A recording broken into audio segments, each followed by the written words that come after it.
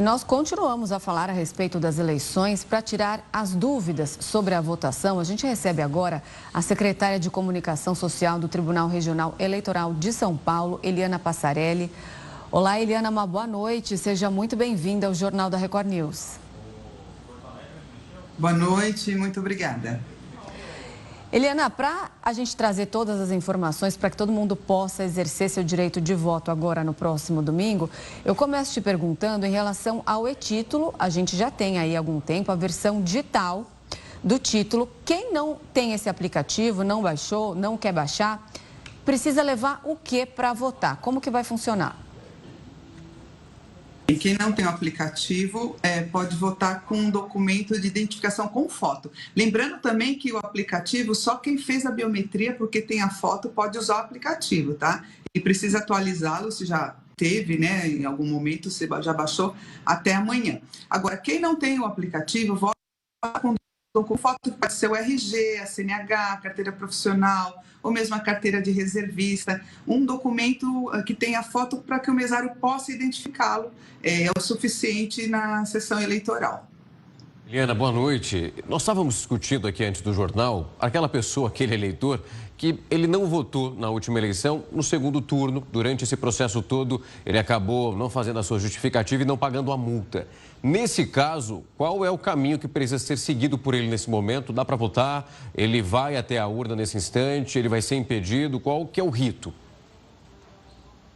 Boa noite. Não, ele pode votar, só deixa de votar quando ele falta a 3 turnos consecutivos. Então, nesse caso, tem a possibilidade de cancelamento, ou ele deixou de comparecer a algum chamamento da Justiça Eleitoral para uma revisão biométrica, né, que toda a cidade teve que comparecer, aí cancelou o título. Mas se ele deixou de votar apenas em um turno ou 2 turnos, o título dele está regular. Mas é importante que ele faça essa verificação, ele pode checar isso nos sites da Justiça Eleitoral. Aproveita também, já verifica o local de votação, o número da sessão eleitoral, para ele não ter nenhum problema no dia. Então, ele checando, está a situação regular, ele pode votar para cancelamento, apenas um turno.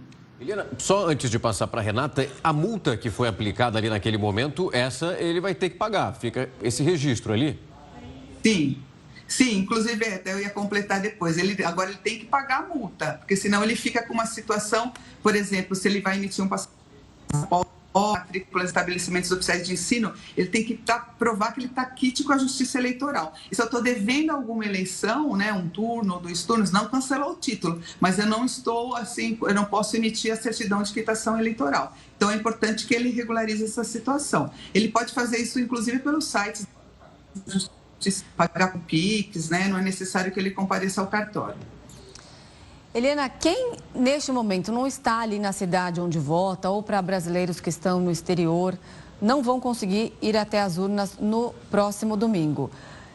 Qual é o procedimento? Justifica pelo e-título, é possível? Quem não tem o e-título, justifica onde? Precisa de algum documento para comprovar? Não, no dia, essa justificativa do eleitor que está fora da cidade onde vota é uma justificativa automática. Então, no caso que ele não tenha título, ele vai procurar um local de votação. Essa justificativa pode ser feita nas mesas receptoras de votos ou numa mesa instalada apenas para isso, né, dependendo da logística de cada tribunal.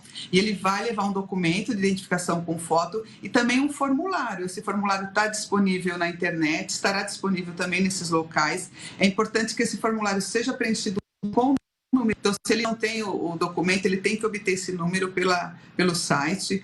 No caso do estado de São Paulo, tem o telefone 148, que a pessoa pode ligar. Ele vai preencher os dados e vai entregar nesse local. Mas tem que estar fora da cidade onde vota para fazer a justificativa no dia. Quem está na cidade onde vota, por justo, né, não consegue votar, tem que depois procurar a Justiça Eleitoral, não é no dia, tem um prazo de 60 dias.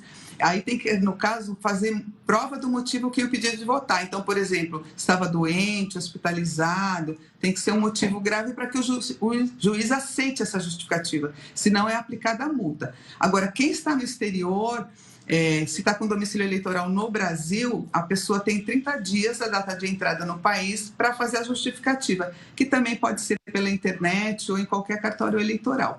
Agora, aquele eleitor que tem o domicílio eleitoral no exterior, ele vota apenas para presidente da República. Nessa eleição, ele não vota.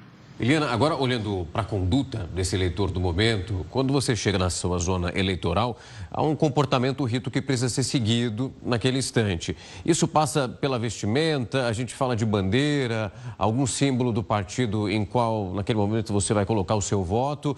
Qual que é a regra de etiqueta para o eleitor desse domingo? Bem, o eleitor ele pode se manifestar, se mostrar preferência pelo candidato dele, mas tem que ser uma coisa bem discreta. Então, por exemplo, um adesivo na camiseta, um broche, até uma bandeira ele pode levar, mas ele não pode ficar em aglomerações, porque isso pode caracterizar a boca de urna. Então, tanto é que a legislação chama de manifestação individual e silenciosa do eleitor. Então, isso é permitido. Agora, na sessão eleitoral, ele não pode usar o celular. Então, se ele usar o celular para ser identificado, tem que deixar o celular num local indicado pelo mesário. Aí ele entra na cabine e sai, porque a lei não permite nenhum aparelho que possa registrar o voto. Tá? Então, não pode entrar na cabine com celular, máquina fotográfica, aparelhos de radiocomunicação. Então, esse é o comportamento do eleitor, né? E a Justiça Eleitoral conta com essa colaboração de todos para a gente ter uma eleição bem organizada. Eliana, muitas cidades vão ter transporte gratuito para facilitar a locomoção dos eleitores até os locais de votação. Aqui em São Paulo, a gente já tem aquela tarifa zero aos domingos, em que as pessoas conseguem pegar os ônibus, circular sem pagar nada. Trens e metrô também vão estar disponíveis. Precisa de algum comprovante para mostrar que, estou indo votar? Então, eu não tenho essa informação aí na sua totalidade para passar para os telespectadores, para vocês. Nós temos uma relação, muitas cidades nós vimos que deram a gratuidade no transporte público, mas não qual seria a extensão disso, né? Isso ainda será melhor divulgado nesses dias. Eu quero pegar um ponto que você trouxe, que é super relevante, é essa confiança no eleitor nesse momento, quando eu falo do uso do celular. Nós já vimos em outras eleições algumas imagens de urna eletrônica, a pessoa fotografando em quem votou. Naquele momento, há uma orientação entre o mesário e o eleitor. Não há revista. Ali é o ato de verificar se ele pode mentir, ficar com o celular no bolso, por exemplo. Isso vai depender do feeling e da atitude do mesário de perceber qualquer atitude suspeita. E aí ele é convidado a se retirar, ele é avisado, deixa o celular aqui e volte então para a urna eletrônica.